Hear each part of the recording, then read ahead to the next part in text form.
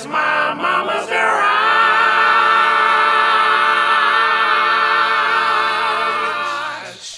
The story of Outkast is one that any hip-hop purist and fan could look up to. From humble beginnings rapping with their friends in a basement, to being the biggest representative of Southern rap, to being the biggest representative of rap music period, to being the biggest group in the music industry, culminating in an Album of the Year Grammy in 2003.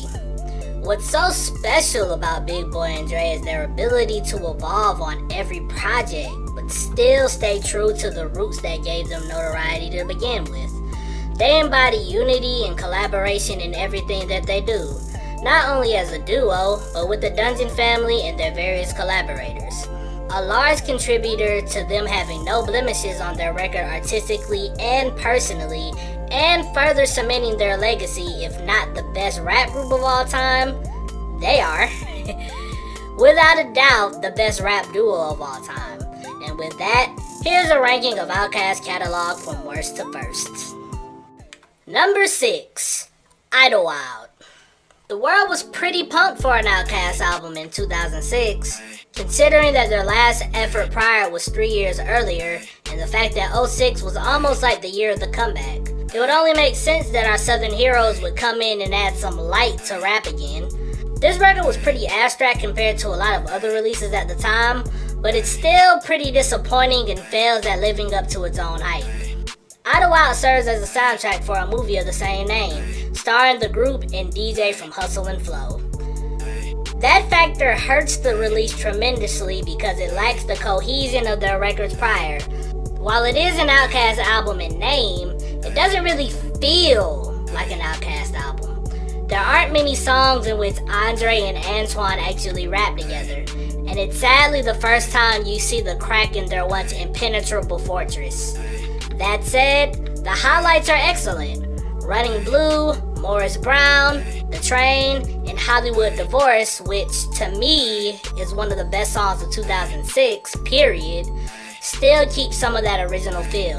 And solo songs from Janelle Monáe are a nice addition. But in short, Idlewild is full of potential at best and scattered at worst. It's unfortunate that this is their last record before they stop making music together. New Outkast in 2020? Probably not. Number 5, Speakerboxxx The Love Below. Talk about a super ambiguous and risky endeavor altogether.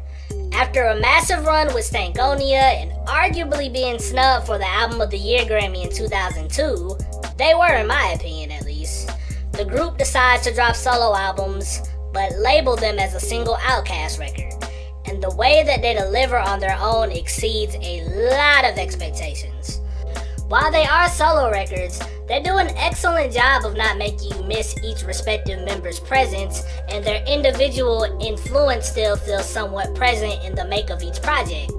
Big Boi's Speakerboxxx largely sticks to the core elements of Outkast's early projects: funky soul samples, collaborations, and rhymes about everyday life. But he grows it out with poppy hooks and eccentric sonics. Unhappy, Church, Bust, The Way You Move, and Reset have a level of joy and pain that you can't but help feel one with. And we get to hear Big Boi hold his own as a top tier lyricist with or without the group. The Love Below is a whole nother beast. It's almost completely different from anything we've heard from both the group and any artist in the industry before and after. He creates a thematic story that merges so many genres, and the impact is still felt in current music today. We get Broadway and Love Hater, R&B and Prototype, funk and She Lives in My Lap, poppy pop stuff on Hey Ya and Roses, and even some rap on Spread and In a Life in the Day of Benjamin Andre. I pray on the regular that someone will have the heart to turn The Love Below into a full-on Broadway musical. Even though it hurts that it's not technically a real Outkast album, and it's pretty lengthy as a whole, it never fully loses its spirit. With Speakerboxxx being more cohesive in its entirety, but The Love Below having better individual songs. Without a doubt, this was the apex of Outkast's run, to be honest. And while I think we're all dying for a real return on Wax, I wouldn't be mad if they just stopped here instead of, you know. Number 4, Southern Playalistic Cadillac Music. For a long time, this was my favorite Outkast album. So dirty in its sound, and so Atlanta in its themes and its language. I don't know if the guys knew they were doing something special when they made this in the dungeon with Organized Noise, but this is absolutely groundbreaking. The majority of the album speaks on life as a hustler trying to make a way in the world, evident in songs like the title track, Hootie Hoo, and Players Ball, while also dueling with doing the right thing as people around you test your strength on songs like Get Up, Get Out, Call of the Wild, and Crumbling Herb. You even get an early exploration of the different sound fusions that the group would use throughout their career on Funky Ride. In terms of production, it's literally the first of its kind.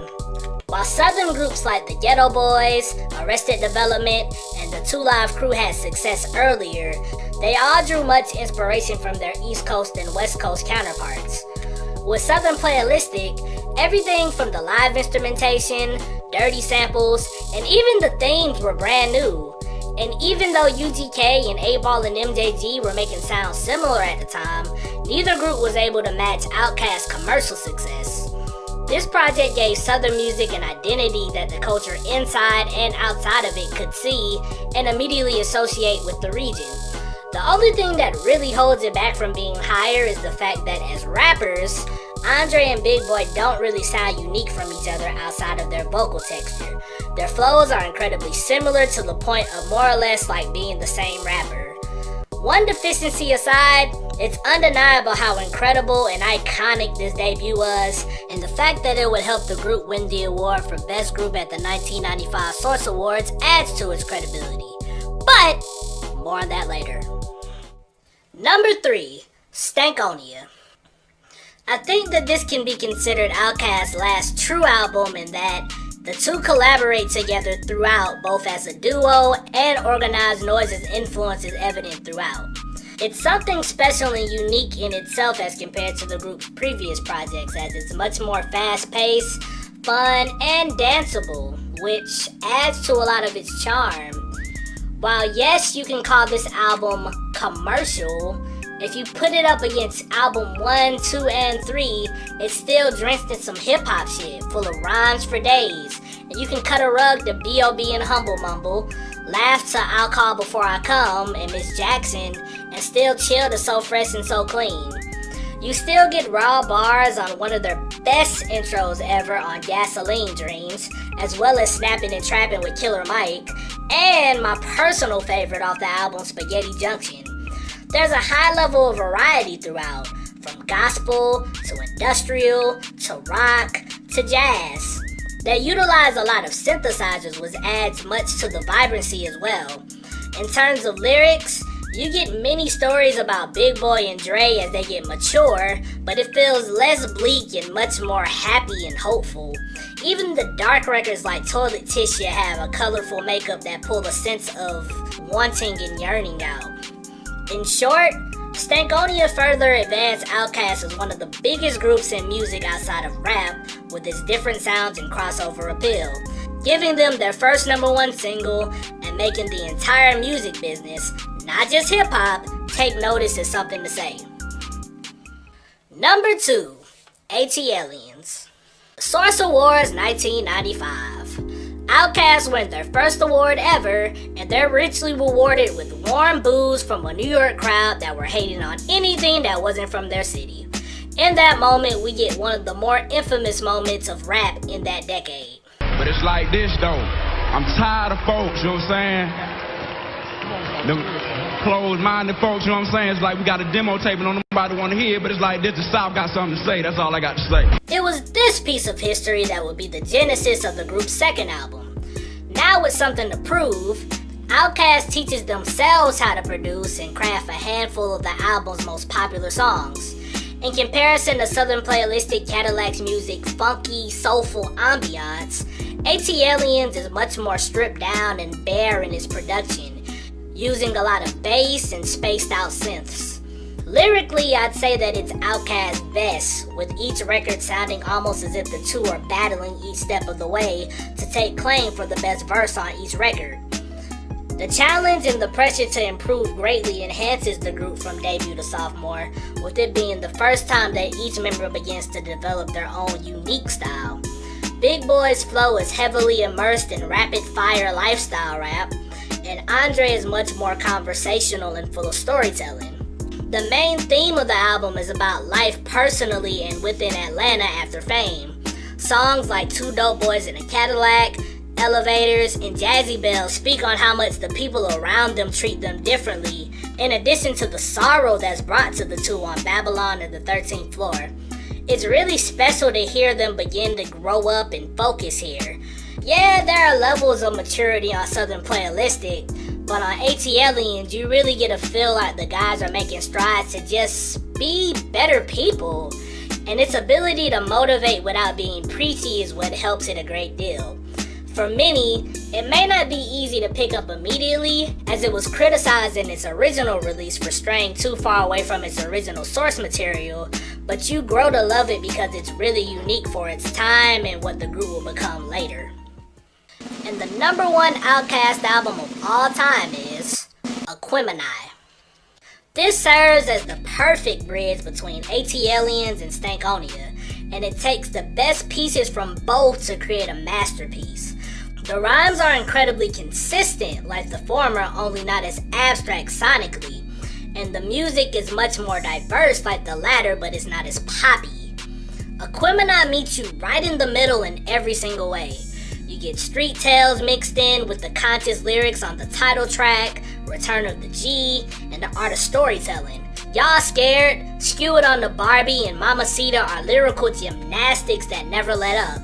Each song, lyric, and production feels like a long but enticing jam session, and each song builds to epic crescendos every time. It's also the first time the group really explores music outside of rap on Spodioti Dopalicious Angel and Liberation, and it's the first time that the group collaborates outside of the Dungeon family. Very quality features from the likes of Raekwon, Erykah Badu, and George Clinton, and who could forget Rosa Parks? One of Outkast's richest hooks in an album full of really rich hooks. There's not a single negative here. After two great albums that were somewhat passed over by the rap community based off of their region and contrasting their peers, this was the first time that the hip-hop community was undisputed in its praise, and starting their run as hip-hop's best and boldest duo. In that regard, it appeals to any and all, hip-hoppers and casual listeners, and that is why Aquemini is Outkast's best album. Do you agree with my list? How would you rank Outkast albums? Let me know in the comment section. Be sure to subscribe to My Mama's Garage. I'm Calvin, and I'll see you next time.